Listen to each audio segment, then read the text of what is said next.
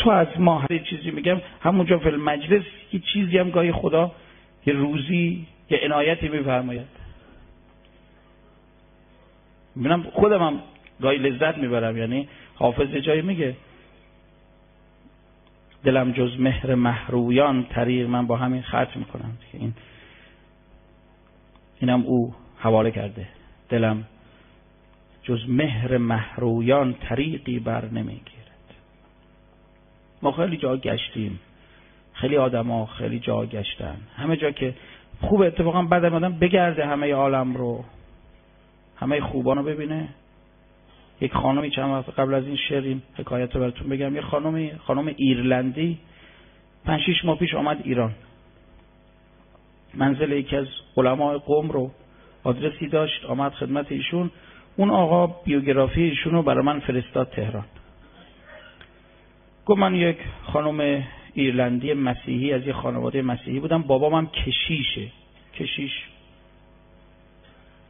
منو گذاشت درس کشیشی بخونم که منم بشم راهبه، مادر ترزا.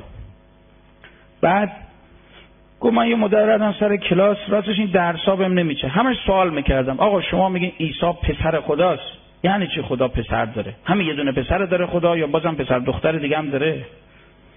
بعدم خدا خودش او رو زاییده یا زن داشته؟ بالاخره پسر که بدون مادر نمیشه که. و پسر چون ندارد نشان از پدر، بزن گردن مادرش با تبر. پسر باید نشان از مادر داشته باشه. پسر بی پدر میشه ولی بی مادر که نمیشه که. این ابن زیاد الملعون بهش میگفتن زیاد ابن ابیه.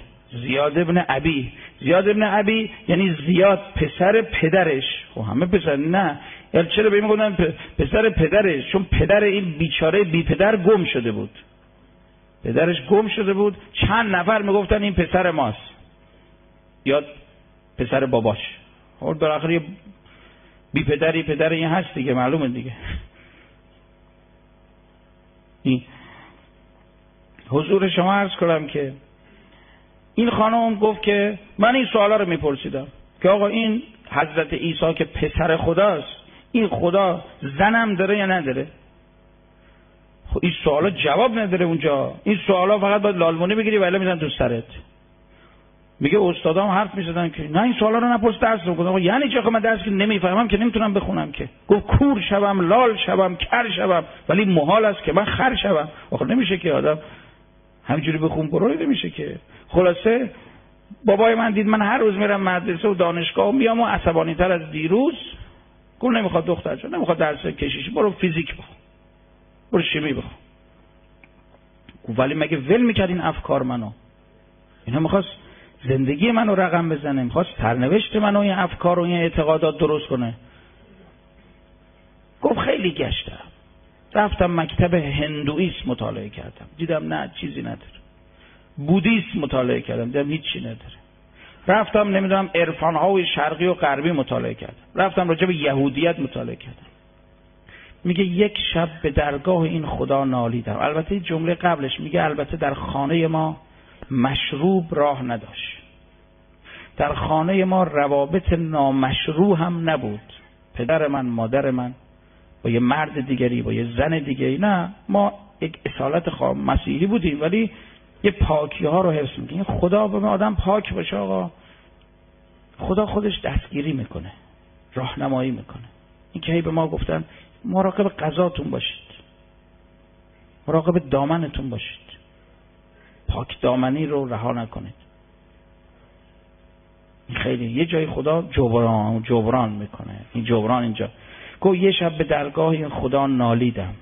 خدا میدونه، من الان همراهم آوردم این زندگی نامه‌شونه که برای من فکس شده بود. گفتم ای خدا، من که میدونم تو هستی در این عالم، چرا منو راهنمایی نمی‌کنی؟ چرا دستمو نمیگیری؟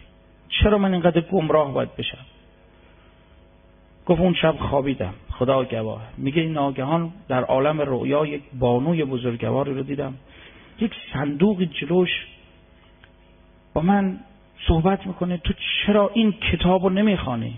گفتم کدوم کتاب؟ گفت این کتابی که تو این صندوقه، این قرآن رو. میگه در صندوق رو باز کردم، یک نوری حس کردم تو این صندوق. من تا اون روز کلمه قرآن نشیده بودم.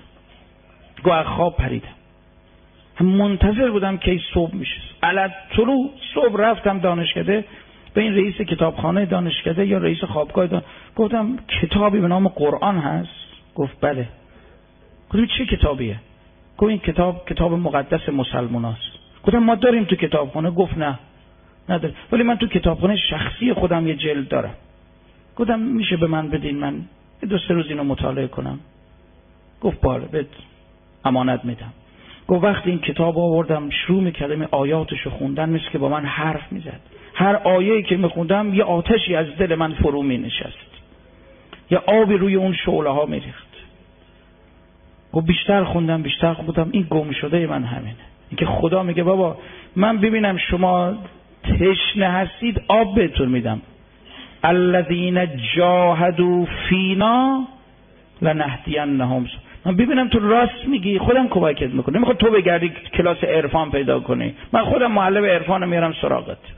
من ببینم تو راست میگی، چاخان نمیکنی، بازیگر نیستی، نقش بازی نمیکنی. نقش بازی میکنیم، معرکه میگیریم. تو راست بگو، منم راست بهت میگم. من معلم اصلی دارم میرم سراغت. ببینیم. گفت من مسلمان شدم، بعد رفتم تو شهرمون مسجد مسلمان‌ها رو پیدا کردم و یه مدتی میرفتم اونجا. بعد یه کسی من گفت شما نماز که میخونی با این نماز و اینا و باید رو خاک سجده کنی و اینا. من یه خاکی چیزی میبردم، دیدم یه مهری چیزی. یه روز دیدم که تو اون مسجد شروع کردن منو کتک زدن، فوش دادن، فلان شده. تو شیعه هستی؟ من تا اون روز اسم شیعه نشیده بودم. شیعه چیه؟ خب غیر شیعه دیگه کیه؟ شیعه خلاصه آقا منو زدن، میگن مسجد بیرون کرد. من دوباره دلم شکست که ای خدا ما اومدیم تو این دین، اینا کیان؟ اینا چی میگن؟ اینا میگن مسلمانن. من گفت همینجور خدا گواه پریشان مضطرب. باز اون شب یک رؤیای عجیب دیدم یک آقای آمده نورانی درخشان. محل خواب و اینا نیستم، یعنی شما 10 روز که به این پای منبر من شاید در کل 10 روز از این جور وقایع یه دونه رو بشنوین. چون اصلا دین ما متأ اینه که خودم این آقایی که برای من فرستاد که از علمای بزرگ قومه، این خانم هم خودش به پای خودش اومده از ایرلند زندگی نامه خودش داره میگه. یک مسئله سیاسی هم نیست، مسئله‌ای که تو چاخان و دروغ هم در بیاد نیست، چون انگیزه ای نیست. آدرسش هم داده، کسی میخواد میتونه بره. تازه نمونه‌های دیگه خودم با چشم خودم دیدم. اینکه منم خیلی کوره باطنم، دیر ایمان میارم. این کتابای عرفان می‌نویسن مرحوم آقای فلان، مرحوم آقای من متأسفانه خیلی دیر، به قول علما ارادت من دیر متمشی میشه. اینم مال کوره باطنی خودم، البته دیر به آدما اعتقاد پیدا میکنم. اینکه فلان آقا عارفه، فلان آقا آیت الله، من همچین دیگه خورده مال بیدینی خودم. البته ولی شما هم سعی کنید همچین زود ایمان نیارین.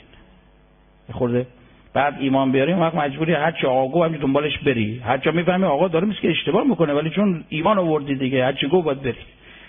فقط به 14 نفر ما میتونیم ایمان بیاریم که هر چش بسته هر چی گفتن قبول کنیم. اون بقیه غیر از اون 14 نفر هر چی گفتن، به قول ابو علی سینا فذره فی بقعه الامکان. حضرت آیت بهش گفت تو 3 بار خدمت امام زمان رسیدی، کجا مرتضی هیچ چیزی وابسته نیستم، حرم راحت، نه چپم نه راست، نه به اون بالا نه. منو دعوت کردن بیت رهبری همین شب 40. وقتی آقا زنگ زد گفتم آقا نمیام. گفتم ای آقا گفتم بیت رهبری باشه. نه من قول دادم، من جای دیگه قول دادم چند وقت پیش. امام حسین شهید شد به خاطر بدقولی مردم. من که بدقولی کنم بیام لب لوچه من برای آمدن بیت رهبری آب نمیفته. بگم بعضی هستن از اون خیابون پاستور تهران عبور کنن، بعد میرن که آقا ما از کنار خدمت مقام معظم رهبری رسیدیم، برای خودشون نون آبی تهیه کنن. گفتم نه، من بعد 15 سال هنوز تهران مستاجرم، راحتم هستم، دنبال نون آب برای خودم نیستم. من وظیفه‌ام شما بریم با اون آقا صحبت کنیم. اگه اون آقا گفت اجازه داد، اونی که من بهش قول دادم، او وقت من مال اون، اگه اون اجازه داد میام. مخلص شما بیت رهبری هست. اما اگه او اجازه نداد نه، اخلاقا نمیتونم.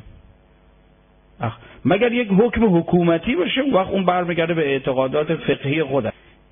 این خانم میگه من وقتی نالیدم دیدم یک آقای نورانی آمد گفت تو از ما هستی. گفتم شما کی هستی؟ گفت من حسین پسر پیغمبرم. خدا گواه. گفت دیدم ناگهان دیدم یه معرکه جنگه. گفت تو از ما هستی خانم، تو بیا طرف ما. گفت از خواب بیدار شدم نفهمیدم، تا حالا حسین نشنیده بودم. گفت رفتم سوال و تحقیق گفتن بله. گفت اون شب اون خوابه که دیدم، بعد تاریخ و این برانور دیدم شب عاشورا بوده. گفت اون خواب منو آورد این طرف، اسمش هم عوض کرد گذاشته زهرا حسینی. خیلی عجیب. خدا میدونه از قلب اروپا میگیرن آدم ها رو میارن.